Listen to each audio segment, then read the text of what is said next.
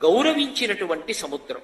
చెలియలి కట్టని గౌరవించడము వచ్చినటువంటి సముద్రము అన్న మాటకు అర్థం ఏమిటి? అది ఏ ఇతరులను కూడా బాధ పెట్టేది కాదు.